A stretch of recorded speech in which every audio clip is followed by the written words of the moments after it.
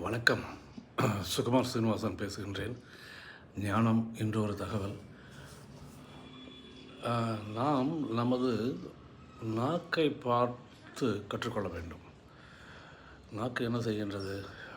உணவை அரைப்பதற்கு உதவியாக இருந்து அது உள்ளே தள்ளுகின்றது. அப்பொழுது அதை செய்யக்கூடிய காரியம் செய்யும்பொழுது அதற்கு பற்கள் எப்படியாவது இந்த நாக்கை கடித்து விட வேண்டும் என்று இருக்கின்றன. ஆனால் இந்த நாக்கு அவற்றிலிருந்து லாகவமாக தப்பி வருஷக்கணக்கிலே இந்த ஆயுள் முழுவதும் அந்த பற்களினுடைய பிடியிலிருந்து தப்பித்து கொண்டு தன்னுடைய வேலையை செய்து கொண்டே இருக்கின்றது. இதை பார்த்து நாம் என்ன கற்றுக்கொள்ள வேண்டும் என்றால், நம்முடைய ஆன்மா நாம் இந்த மரணம் என்ற பிடியிலிருந்து தப்ப வேண்டும். நம்மை சுற்றி இருக்கக்கூடிய பெரிய ஆபத்தான மரணம் என்பதிலிருந்து தப்பித்து கொள்ள வேண்டும். அதை தப்புவதற்காக நாம் என்ன முயற்சிகள் செய்ய வேண்டுமோ அதை செய்து பிழைத்து கொள்ள வேண்டும். இதை தான் நாக்கு